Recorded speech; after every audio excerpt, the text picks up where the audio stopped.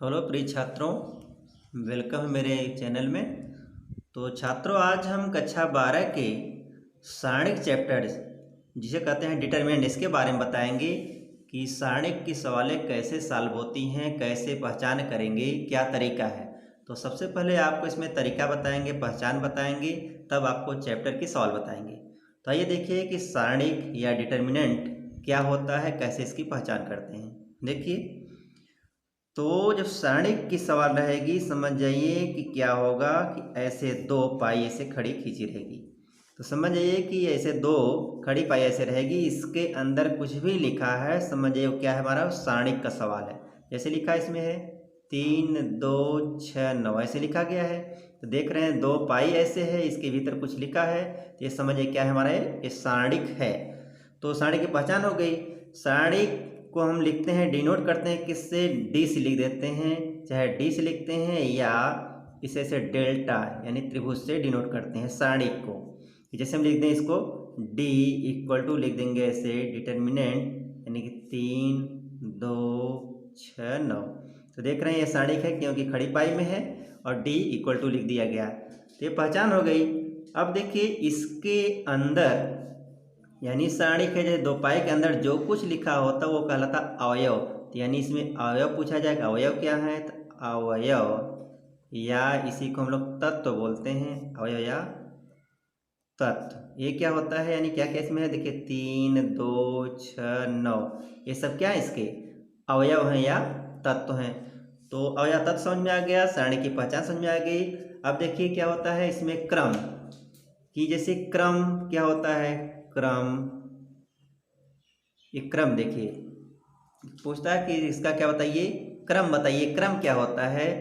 तो क्रम के लिए क्या करते हैं, देखिए कि क्रम पूछा जाए, देखिए 1 2 चाहे ऐसे गिनिए चाहे 1 2 ऐसे गिनिए, तो क्रम हमारा क्या हो गया इसमें, ये 2, इसका क्रम क्या है, 2 है। आर्डर या क्रम इसे बोलते हैं या कोटि बोलते हैं, यानी क्या क्या नाम है इसका, चाहे क्रम पूछा जाए या कोटि पूछा जाए, चाहे इंग्लिश में इसे क्या बोलते हैं, या ऑर्डर, कि किस ऑर्डर का है, तो क्या होगा हमारा, यानी ये 2 ऑर्डर का है। देखिए 1 2 ऐसे गिनिए चाहे 1 2 ऐसे गिनिए, यानी ऑर्डर या कोटि ऐसे बताते हैं।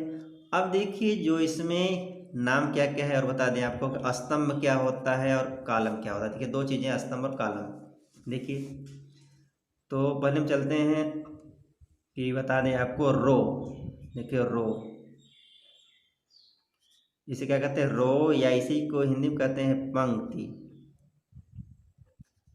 रो या पंक्ति क्या होता है, देखिए जो ऐसे सारणिक रहेगी, इस सारणिक में जो ऐसे यानी क्षैतिज लाइन, देखिए ऐसे इस लाइन में जो ऐसे होती है, इस क्षैतिज लाइन में जो लिखा होता है इसे कहते हैं हम लोग क्या चीज़, रो। यानी कि ऐसे जो क्षैतिज लाइन में उसे कहते हैं रो। यानी क्या होगा, जो क्षैतिज लाइन, क्षैतिज जो लाइन होगी उसे हम लोग क्या कहेंगे, रो। और रो को किससे लिखते हैं, इसे प्रदर्शित करते हैं रो को आर से, क्योंकि आर ओ डब्ल्यू रो है तो पहला अक्षर आर है, तो यानी कि रो लिखते हैं इसे। तो ऐसे हमारा क्या होता है, रो है। और देखिए कॉलम क्या होता है या स्तंभ, देखिए कॉलम, कॉलम क्या होता है, ये कॉलम होता है, इसी को हिंदी में कहते हैं स्तंभ।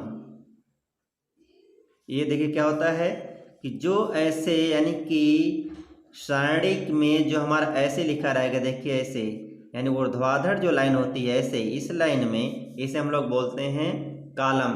और कॉलम को इससे लिखते हैं सी से, तो यानी जो ऊर्ध्वाधर लाइन है, देखिए ऊर्ध्वाधर लाइन, ऊर्ध्वाधर जो ऊर्ध्वाधर लाइन होगी इसे हम लोग क्या बोलते हैं, कॉलम या स्तंभ। इसे लिखते हैं किससे, सी से प्रदर्शित करते हैं, यानी सी से। तो समझ में आ गया होगा कि जो ऐसे होती है यानी क्षैतिज लाइन को बोलते हैं रो यानी कि पंक्ति, और जो ऊर्ध्वाधर लाइन ऐसे लिखा होता है उसे बोलते हैं कॉलम यानी स्तंभ। अब देखिए इसमें जैसे कि हमें लिख दें, मान लीजिए ऐसे लिख दिया गया, तो देखिए लिख दें 3 है 6 0 2 1 4 3 2 1 ऐसे लिखा गया है। तो यानी कि ये क्या है, हमारा सारणिक है, पहचान देख रहे हैं आप। तो देखिए ये पहला लाइन, ये दूसरा लाइन, ये तीसरा लाइन। तो ये जो पहला लाइन है तो ये कहेंगे हम ए, आर यानी कि रो है, तो पहला रो यानी R1 कहेंगे, ये दूसरी लाइन है तो इसे R2 बोलेंगे, ये तीसरी लाइन है तो यानी हमारा क्या हो गया R3, यानी कि पहला रो, दूसरा रो, तीसरा रो। ऐसे ये कॉलम में देखिए ए लाइन, ये 3 लाइन है, तो ये क्या हो गया हमारा C1, ये हो गया हमारा C2, ये हो गया हमारा C3। यानी देखिए ये हमारा क्या हो गया, पहला कॉलम, दूसरा कॉलम, तीसरा कॉलम, यानी इसमें 3 रो हैं और 3 कॉलम। तो रो और कॉलम की पहचान आ गई। अब एक आपको फार्मूला बताते हैं, जैसे कह दें कि आप बताइए कि कोट क्या है या क्रम क्या है, तो इसको तब बता देंगे। कोट या क्रम कैसे बताएंगे, कोट या क्रम केवल गिन लेंगे ऐसे। देखिए तो आपको मैं ऊपर बताए थे कोट या क्रम, देखिए यहाँ बताए थे कोट या क्रम, देखिए कहाँ बताए थे आपको, यहाँ हमने बताया था कोट या क्रम। तो कोट या क्रम में बताने के लिए रो और कॉलम दोनों बराबर ही रहते हैं, वही होती है कोट। जैसे देखिए जैसे इसके लिए हम पूछ दें आपसे कि रो में कितने रो इसमें हैं, कितने कॉलम हैं, तो देखिए 1 2 3 रो, 1 2 3 कॉलम। और इसकी पूछें आपसे कोट ही बताइए, इसकी कोट क्या है, कोट कितनी होगी, चाहे ऐसे गिनी 1 2 3, चाहे ऐसे गिनी 1 2 3, यानी कोट हमारी क्या होगी 3। और एक चीज़ ध्यान दीजिएगा इसमें नोट कि सारणिक में, किसी भी सारणिक में रो और कॉलम हमेशा क्या होते हैं, बराबर ही होते हैं। जैसे देखिए कितने रो हैं, 1 2 3, कॉलम कितने 1 2 3, यानी कि इसमें देखिए रो और कॉलम बराबर हैं। जैसे ये देते हैं हम, देखिए इसमें बात कर दें हम कि 2 0 6 9, देखिए 1 2 1 2 बराबर है कि नहीं है, तो इसमें भी कोट कितनी होगी, इसमें कोट हमारी कितनी होगी, यानी कोट इसमें हमारी होगी 2। किसी भी सारणी में रो कॉलम बराबर होते हैं, और कोट बताने के लिए चाहे रो गिन लीजिए चाहे कॉलम गिन लेते हैं। अब देखिए कि अवयव की संख्या ज्ञात करने के लिए फार्मूला क्या है। अवयव की संख्या देखिए निकालना हो तो अवयव या इसे क्या बोलते हैं, तत्व की संख्या, ये आपको निकालना हो तो इस फार्मूला याद रखिए n², यानी अवयव या तत्व की संख्या होता है n²। जहाँ पर n क्या है, जहाँ पर n हमारा क्या है, समझिए क्या कोटि है, क्या हमारा है कोटि है। तो चलिए देखिए, जैसे हम पूछ लें आपसे कि इसमें बताइए कि 6 0 4 3 1 7 1 1 9, इसके लिए हमारा अवयव बताइए, इसमें अवयव कितने हैं, तो गिन लीजिए कितना है, 1 2 3 है, तो यानी चाहे ऐसे 3 गिनिए चाहे 1 2 3 इससे, यानी इसकी हमारी कोट कितनी है 3 है। तो सूत्र देखिए अवयव में तत्वों की संख्या क्या है n², तो फार्मूला से बताइए n², तो n मीन्स 1 2 3, यानी 3 का स्क्वायर, तो 3 3 का 9। तो इसमें तत्व कितने हुए, तत्वों की संख्या कितनी हो जाएगी, तत्वों की संख्या बराबर n² यानी आ गया 9। अगर देखना 9 कैसे हैं तो गिन लीजिए, देखिए सब टोटल 1 2 3 4 5 6 7 8 9, यानी तत्वों की संख्या का फॉर्मूला निकालने के लिए सूत्र क्या है n², इस पे रख देंगे तो हमारा आ जाएगा तत्वों की संख्या। अब चलिए बताते हैं आपको कि किसी भी सारणी का हम लोग विस्तार कैसे करते हैं, प्रसार कैसे करते हैं, यानी इसको हल कैसे करते हैं। देखिए प्रसार कैसे करेंगे, यानी कि इसका प्रसार विस्तार यानी कि हल। देखिए जैसे लिखा है 6 9 3 2, ये किस कोट की है, 1 2 यानी 2 कोट की है। इसका प्रसार कैसे करते हैं इस सारणी का, करना क्या देखिए ध्यान से, आपको ऐसे करना है कि ऐसे देखिए ऐसे गुणा करना है इसमें, यानी 6 दूनी 12 ऋण, फिर ऐसे दूसरे स्टेप पे ऐसे गुणा करना है ऋण लगा करके, 3 9 27, तो 12 में से 27 करेंगे तो आंसर क्या आएगा, माइनस में आएगा आंसर, क्योंकि ये माइनस अधिक है, तो यानी माइनस कितना जाएगा 15, यानी 27 12 घटा लीजिए, अगर हमारा 15 ऋण ज़्यादा है तो ऋण लगा देंगे। तो यानी कि इसका प्रसार कैसे करते हैं, ऐसे फिर माइनस इस थे। देखिए ये आपका देखिए क्या होता है, ये मुख्य विकर्ण होता है, ये दूसरा विकर्ण होता है। तो ऐसे हम क्या करते हैं, सारणी का हम प्रसार करते हैं। दूसरा देख लीजिए एग्जाम्पल मान लीजिए है, देखिए इसका बता दें आपको, कह दें 7 0 6 9, इसका प्रसार करना है तो क्या करेंगे, सबसे पहले इस स्टेप को देखिए अप्लाई करिए। तो 7 9 कितना जाएगा 63, माइनस फिक्स है देखिए 6 0 0 यानी 63 में से शून्य निकालेंगे कितना आएगा 63। तो यानी कि द्वितीय कोट यानी कि दूसरे क्रम की सारणी का प्रसार हम लोग ऐसे करते हैं। अब चलिए बताते हैं, अगर मान लीजिए कि तृतीय कोट की सारणी है तब उसका प्रसार कैसे करते हैं। ये तो दूसरी कोट का प्रसार है, तीसरी का देखिए मान लीजिए ऐसे देते हैं, ध्यान दीजिए यहाँ पर कि ऐसे लिखा है 2 4 6 9 3 2 1 4 0। देख रहे हैं सारणी की सवाल है। अभी इसका प्रसार इसमें कितनी कोटि है देखिए 1 2 3 है, चाहे 1 2 3 है 3 का है। तो इसको कैसे हम लोग प्रसार करते हैं इस सारणी का, तो देखिए इसको क्या करना है। तो अगर 3 का है यह प्रसार, इसका कैसे करते हैं देखिए 3 है तो 3 का निशान देखिए ऐसे होता है, ध्यान दीजिए इसका ये प्लस माइनस प्लस क्रम समझिए यहाँ प्लस माइनस प्लस, फिर यहाँ स्टार्ट होगा माइनस से माइनस प्लस माइनस, फिर क्या होगा प्लस प्लस माइनस प्लस, यानी याद रखिए प्लस माइनस प्लस फिर माइनस प्लस माइनस फिर प्लस माइनस प्लस, यानी इस साइन के हिसाब से ही प्रसार होता है। जैसे इसका मतलब क्या हुआ देखिए, मान लीजिए हम क्या कर रहे हैं कि ये क्या हमारा है R1 है, R1 यानी कि जो पहला रो है इसके हिसाब से हम प्रसार करने जा रहे हैं। तो क्या होगा देखिए कैसे करते हैं प्रसार, ये 2 तो पहले आप 2 लेंगे देखिए 2 लिए, एक कोष्टक आप ऐसे बना लीजिए देखिए, फिर 4 है तो 4 लीजिए दूसरा कोष्टक हो गया, फिर 6 है 6 बना करके तीसरा कोष्टक, यानी R1 इसके हिसाब से प्रसार करें तो 2 4 6 2 लिए एक कोष्टक, 4 लिए दूसरा कोष्टक, 6 लिए दूसरा कोष्टक लग गया। और सबके कोष्टक के बीच में हमेशा क्या रहता है ऋण फिक्स होता है। ये आपका समझिए कि सूत्र है, ये इस फार्मूले पर रखना है आपको।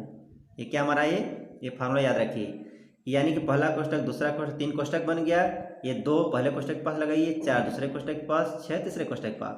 अब साइन देखिए क्या हमारा है, पहला साइन क्या हमारा है, चिन्ह क्या है धन, इसके आगे क्या रहेगा धन, दूसरा चिन्ह क्या है ऋण, क्या लगाएंगे यहाँ ऋण, तीसरा साइन क्या है धन तो लगा देंगे धन। तो ये हो गया। अब आई बात कि इस कोष्टक के अंदर हम क्या लिखें, तो देखिए कैसे लिखते हैं। यहाँ क्या लिखा है 2, तो जहाँ आप 2 है तो उस जगह देखिए 2 यहाँ पर है तो उस समय आपके दिमाग होना चाहिए कि देखिए 2 की जगह आप दिमाग प्लस बनाइए। जैसे देखिए ऐसे अगर प्लस बनाएंगे ऐसे तो प्लस ऐसे लंबा देखिए प्लस समझिए पूरा खत्म, जब प्लस ऐसे होना ये भी पूरा खत्म, तो हमारा क्या बचेगा यही तो बचेगा 3 2 4 0। देखिए दिमाग रखिए कि अगर 2 है 2 लेना है तो 2 की जगह ऐसे देखिए मन में ऐसे काट दीजिए, ऐसे समझिए कट गया था, क्या बचा 3 2 4 0। तो 3 2 4 0 बचा, देखिए इसका प्रसार कैसे हो जाएगा देखिए 3 2 4 0, ये हमारा 2 में बदल गया। तो कैसे होता अभी बताए थे 3 0 0 और 4 दूनी 8 ऋणार होता है, तो यही इसमें भरना। देखिए क्या करेंगे 3 0 यहाँ 0 लिखेंगे और 4 दूनी 8 यहाँ हो गया। अब चलिए 4 में चलते हैं, जब 4 के यहाँ लिखना है तो 4 की जगह अपने दिमाग प्लस बनाइए, देखिए ऐसे पूरा पूरा ऐसे काटिए, देखिए ये कट गया ये कट गया, यानी देखिए ये लाइन हमारी खत्म हो गई, ये वाली लाइन पूरा खत्म हुई और ये वाली पूरी लाइन खत्म हुई। तो क्या हुआ, क्या बचा हमारा 9 1 2 0 बच रहा है, फिर वैसे गुणा करिए 9 0 0 हो गया, 1 2 2 हो गया, ये भर गया। अब चलिए 6 में करना है तो 6 की जगह दिमाग करिए ऐसे, पहले देखिए ऐसे खत्म, तो क्या बच रहा है 9 1 3 4, फिर चलिए गुणा करिए 9 चौक 36 और फिर 1 तिहाई 3, तो हो गया। अब इसको हम सॉल्व कर लेते हैं देखिए, तो देखिए 0 में से 8 निकालेंगे तो आएगा हमारा -8, यानी कि देखिए धन 2 -8 -4, 0 में से 2 निकालेंगे तो -2 धन 6, 6 में 3 निकालेंगे आएगा हमारा 33, इसको कर देते हैं प्लस से माइनस गुणा तो -8 दूनी 16, माइनस माइनस गुणा प्लस 4 दूनी 8, यहाँ तो प्लस है प्लस 33 छक्का देखिए 36 18 36 18 19 198। अब ये देखिए दोनों प्लस है ये तो माइनस है, जोड़ लीजिए 98 198 प्लस 8 8 8 16 यानी 206, ये माइनस है, ये प्लस है, प्लस वाला अधिक है, यानी आंसर हमारा प्लस में आएगा। कितना, 6 गया 0, 10 में से गया 9, कितना हो गया 190, यानी इसका प्रसार कितना आ गया, धन 190 आ गया। एक और आपको प्रसार बता देते हैं, देखिए मान लीजिए कि ऐसा है, देखिए कहते हैं हम आपको कि 1 2 ऋण 4 0 3 0 ऋण 2 1 4, इसका प्रसार करना है, ध्यान दीजिए। तो चलिए सबसे पहले क्या करते हैं, फार्मूला बना लेते हैं। देखिए तो करना क्या है आपको, 3 ठे कोष्टक तो पहले आप बना दीजिए। देखिए ऐसे 3 कोष्टक बन गया, सबके कोष्टक भीतर क्या भर दीजिए, माइनस ऐसे बीच में लगा दीजिए। और देखिए अब क्या करेंगे, यहाँ देखिए पहला क्या हमारा 1, इसके आगे लिखेंगे हम 1, ये 2 इसके आगे, ये ऋण 4 इसके आगे, देखिए ये हो गया। अब यहाँ तक समझ में आ गया। अब उसके बाद चिन्ह आइए, चिन्ह मैंने क्या बताया था, अभी देखिए ऊपर क्या बताया था आपको, क्या होता है चिन्ह क्रम, प्लस माइनस प्लस, यही तो होता है ना। तो चलिए यहाँ क्या होगा हमारा, पहले यहाँ क्या होगा हमारा प्लस, यहाँ हो गया हमारा प्लस, फिर क्या होता है माइनस, फिर क्या होता है प्लस, यानी कि प्लस। यहाँ जब डबल निशान दिख जाए तो उसको आप ब्रैकेट में कर लेंगे। यहाँ तक हो गया आपका। अब चलिए देखिए कि इसके अंदर भरेंगे क्या, 1 है तो 1 की जगह देखिए इसे काटिए दिमाग में, 1 कट गया तो क्या बचा 3 1 0 4, तो 4 3 12 माइनस 1 0 0 हो गया। यहाँ 2 की जगह भरना, 2 जगह बनाइए इसे, देखिए ये कैंसिल, तो क्या बचा हमारा 0 ऋण 2 और 0 4 बचा, तो 4 0 0 हो गया। ऋण 2 में 0 गुणा करेंगे 0। अब यहाँ भरना है ऋण 4 के यहाँ, तो देखिए इसको क्रॉस करते हैं, क्या हो गया 1 0 0 हो गया। ऋण 2 तिहाई ऋण 6 आएगा, तो यहाँ ऋण पहले से है तो आप इसको ब्रैकेट में लिखेंगे ऐसे ऋण 6, ऐसे कर लिए। अब देखिए यहाँ क्या होगा, 12 में से 0 गया 12, 12 1 का 12 यानी धन 12, 0 गया 0, 0 में गुणा करेंगे, सब मिला जुला के 0 आ गया हमारा ये, चलिए 0 हो गया। यहाँ देखिए धन 4, धन में ऋण गुणा होगा तो हमारा यहाँ क्या हो जाएगा, ऋण हो जाएगा।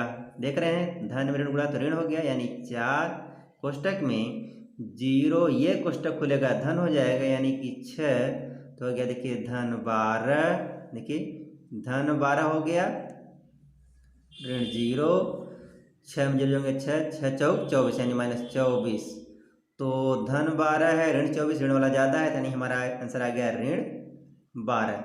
इस प्रकार से हम तृतीय कोटि के सारणी का हम विस्तार कर लेते हैं।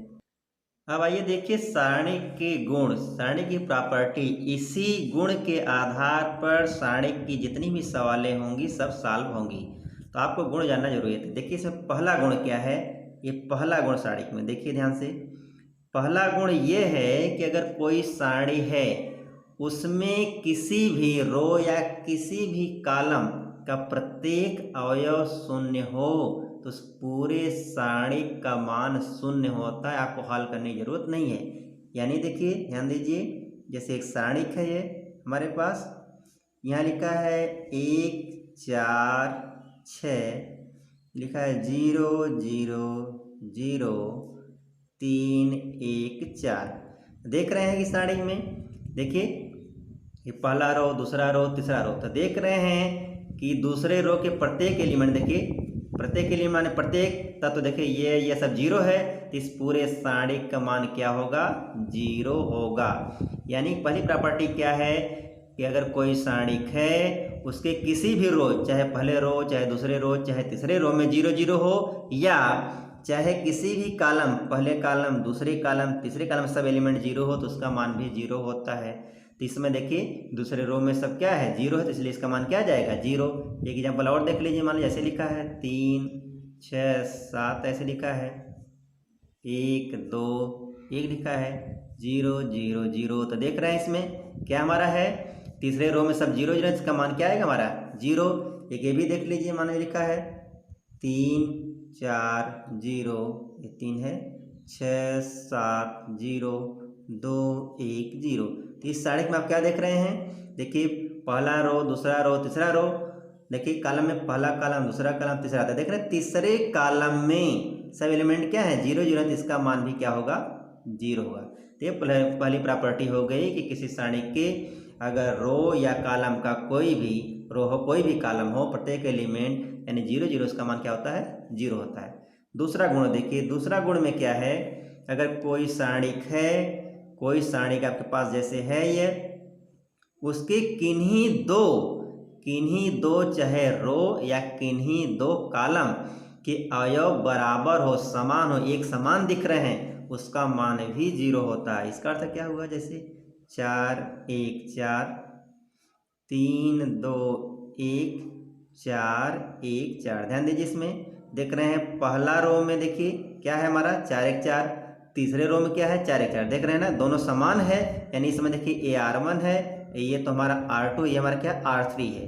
तो देख रहे हैं ये R1 और R3 दोनों क्या है, एकदम सब एलिमेंट क्या है बराबर है, सब तत्व क्या है बराबर, इसका मान क्या होगा हमारा 0 होगा। इससे हमारा देखिए R1 बराबर R2 है, इसलिए पूरे सारणिक का मान क्या होगा 0 होगा। इसे हल करने की जरूरत नहीं है, यानी इसे हल करने के लिए आया तो आप क्या लिख देंगे 4 1 4, 3 2 1 और 4 1 4। इस सारणिक का मान क्या होगा हमारा 0 होगा। अब देखिए कॉलम वाला भी देख लीजिए, मान लीजिए है एग्जाम्पल 2 6 9 7 1 4 2 6 9। देख रहे हैं इसमें क्या हमारा बराबर दिख रहा है, पहला कॉलम तीसरा कॉलम देखिए ये दोनों बराबर दिख रहे हैं, इसका मतलब इस सारणी का मान भी क्या होगा 0 होगा। एक और देख लीजिए, मान लीजिए ऐसे है, लिखा है ऐसे 2 2 1 1 4 2। इसके बाद फिर देखिए यहाँ पर लिखा है 1, ऐसे लिख दें कि 2 1 1 हो गया, लिख देते हैं 2 2 1। इसमें क्या दिख रहे हैं आप R1 R2 R3, ये क्या हमारा C1 C2 C3 क्या इक्वल दिख रहा है, देखिए 2 2 1 2 2 1। देख रहे हैं ना, ये दोनों बराबर दिख रहा है, यानी कि इसका मान भी क्या होगा हमारा 0 होगा। तो ये हमारी जो है दूसरी प्रॉपर्टी हो गई। देखिए तीसरी प्रॉपर्टी क्या है, यानी तीसरा गुण क्या हमारा है, देखिए तीसरा गुण में ध्यान दीजिए क्या है कि रो को कॉलम में और कॉलम को रो में अगर बदल दें तो सारणी के मान में कोई परिवर्तन नहीं होगा। यानी रो को कॉलम में, कॉलम को रो में बदल दें, जैसे इसका मतलब क्या हुआ देखिए 4 0 6 3 1 2 0 4 7। ये हमारा ऐसे है, तो इसको हम कैसे लिख सकते हैं, देखिए 4 0 6, ये तो देखिए रो है ना, इसको हम कॉलम में ऐसे लिखना चाह रहे हैं, 4 0 6 ऐसे लिखना। देखिए 4 0 6 3 1 2 ऐसे लिखा, तो ऐसे लिखते हैं 3 1 2। देखिए 0 4 7 ऐसे कैसे कर रहे हैं 0 4 7, यानी कि इसके भी मान में कोई परिवर्तन नहीं होता। यानी अगर रो को कॉलम में, कॉलम को रो में बदल दें तो दोनों सारणी एक ही होती है, मान में कोई परिवर्तन नहीं होता है। इसका चौथा गुण देखिए क्या है, चौथा गुण हमारे पास ये है कि अगर किन्हीं दो रो या किन्हीं दो कॉलम को आपस में बदलें, यानी रो को रो में या कॉलम को कॉलम में ही बदलें तो सारणिक का मान तो नहीं बदलता, लेकिन चिन्ह बदल जाता है। चिन्ह क्या होगा बदल जाएगा। जैसे देखिए हम कर दें 2 6 1 7 3 2 4 0 6। देखिए मान लीजिए कि ये पहला रो है, ये दूसरा रो, हम क्या कर रहे हैं कि पहले रो को दूसरे रो की जगह ला रहे हैं और दूसरे को यहाँ ले जा रहे हैं, तो होगा क्या, केवल साइन चेंज होगा, यानी कि ऋण में आ जाएगा, बस देखिए चिन्ह चेंज। तो देखिए 7 3 2 यहाँ पहुँचाइए, यानी 7 3 तो यहाँ आ गया, और 2 6 1 यहाँ जाएगा, यानी 2 6 1 यहाँ आ गया, 4 0 6। देखें रो चेंज हुआ है। इसी प्रकार से कॉलम भी चेंज करके देख लेते हैं। देखिए बता रहे हैं आपको, जैसे कहते हैं 1 7 3 है, 2 1 2 है, 0 6 9 है, ऐसे है हमारा। तो चलिए चेंज करते हैं। हम क्या कर रहे हैं कि ये C1 है, ये C2 ये C3, इन दोनों को हम आपस में चेंज कर रहे हैं। इन दोनों को देखिए 3 2 9 यहाँ लाते हैं, 3 2 9 और 1 2 0 यहाँ पहुँच गया, 1 2 0 यहाँ पहुँच गया, ये तो अपने ही जगह है 7 1 6। तो होगा क्या, मान में तो अंतर नहीं आएगा, लेकिन चिन्ह बदल जाएगा, तो क्या हो जाएगा हमारा ऋण हो जाएगा। अगला गुण है देखिए, अगर कोई सारणी है उसमें किसी रो या कॉलम में अगर धन के रूप में कोई एलिमेंट जुड़ा है या ऋण के रूप में, तो वो सारणी उतने भाग में बढ़ जाते हैं। जैसे इधर देखिए लिखा है 3 धन 2 4 धन 6 9 धन 1, यहाँ है 2 0 1 7 1 3, ऐसे लिखा देख रहे हैं। तो पहले कॉलम में देख रहे हैं जुड़ा हुआ दिख रहा है, ये दूसरा कॉलम है तीसरा। तो इसको हम क्या करेंगे, इसे 2 श्रेणी में डिवाइड हो जाएगी। कैसे बढ़ेगी देखिए, 3 4 9, ध्यान दीजिए यहाँ पर 3 4 9, बाकी ये सब वैसे ही रहेंगे। देखिए 2 0 1 7 1 3, एक साढ़े की हमारी बन जाएगी। और धन जो दूसरा ए वाला बच रहा है 2 6 1, इसको अलग कर लेंगे 2 6 1, और बाकी ये दोनों ऐसे ही रहेंगे 2 0 1 7 1 3, देख रहे हैं ऐसे। तो यानी कि अगर ऐसे कहीं लिखा है जिसे हम 2 श्रेणी में बांट लेंगे, ध्यान दीजिए देखिए 3 धन 2 4 धन 6 9 धन 1 है, यानी 3 4 9 इसमें आ गया, 2 6 1 इसमें आ गया, और ये दोनों जो है दोनों में काम करेंगे, यानी ऐसे साड़ी में बढ़ जाती है। उसके बाद में छठवां गुण देखिए क्या है। छठा गुण यह है कि अगर मान लीजिए कि कोई रो या कॉलम से लिखा हुआ है, जैसे 6 है 10 है 8 है 7 है 3 2 1 2 4, तो छठे गुण में यह है किसी भी रो, चाहे पहला दूसरा तीसरा या किसी भी कॉलम पहला दूसरा तीसरा में से कोई चीज़ हम उभयनिष्ठ यानी कॉमन ले सकते हैं। जैसे हम कॉमन लेना चाह रहे हैं, देखिए इसमें क्या कॉमन में होगा, ये 6 है 2 3 6 2 5 10 2 4 8, यानी 2 कॉमन निकल जाएगा। तो इसको हम क्या करेंगे, 2 बाहर निकाल लेंगे, तो कॉमन ले लेंगे, तो यहाँ बचेगा 2 3 6 2 5 10 2 4 8, ये वैसे ही रहेगा 7 3 2 1 2 4, यानी किसी भी रो या किसी भी कॉलम से कोई चीज़ हम कॉमन लेकर बाहर ऐसे निकाल सकते हैं, हमारा क्या जाएगा, कॉमन बाहर आ जाएगा, कोई दिक्कत नहीं है यहाँ पर है। मान लीजिए कि हम एक कॉलम से एग्जांपल दिखाते हैं आपको, ऐसे कर दें 6 2 4 8 10 20, हम कर दें यहाँ 5 6 9, मान लीजिए ऐसे लिखा है। इसमें से कॉमन क्या होगा, 6 2 4, देख रहे हैं इसमें से कॉमन लेना चाह रहे हैं, 2 मिल जाएगा, तो चलिए 2 ले लेते हैं इसमें से।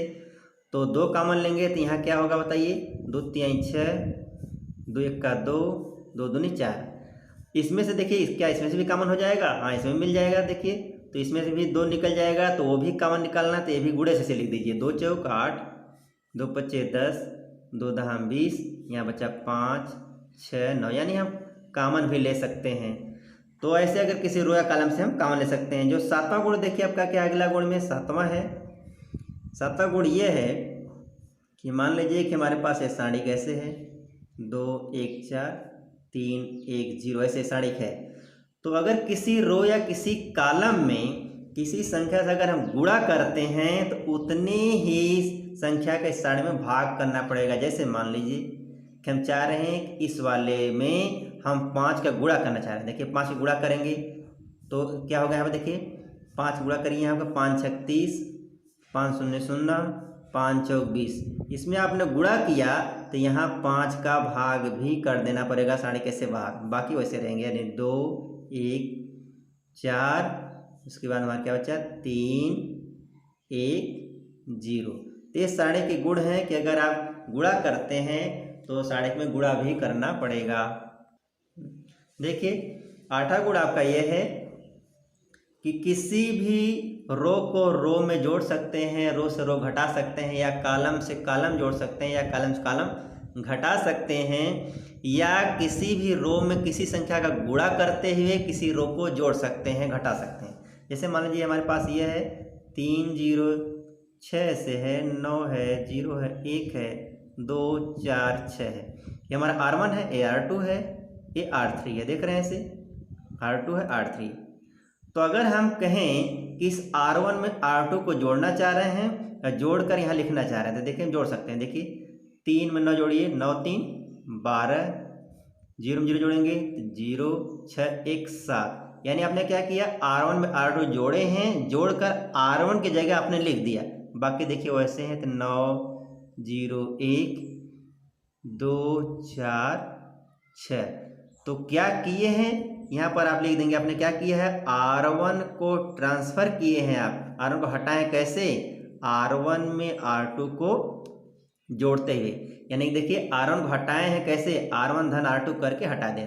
यानी कैसे कर सकते हैं कि किसी भी सारणी में रो को रो में जोड़ दीजिए या घटा दें, चाहे कॉलम कॉलम जोड़ दें या घटा दें, ऐसे भी हो जाएगा। या किसी रो में गुणा करते हुए, किसी संख्या का गुणा करते हुए किसी रो को जोड़ सकते हैं। मान लीजिए ये है, इसमें हम 2 का गुणा करते हुए इसको जोड़ सकते हैं। तो ये सारणी की प्रॉपर्टी है। इसी के आधार पर सारणी की पूरी सवाल लगेगी। फिर आपसे अगले वीडियो में मिलेंगे तो सारणी की सवाल हल करेंगे।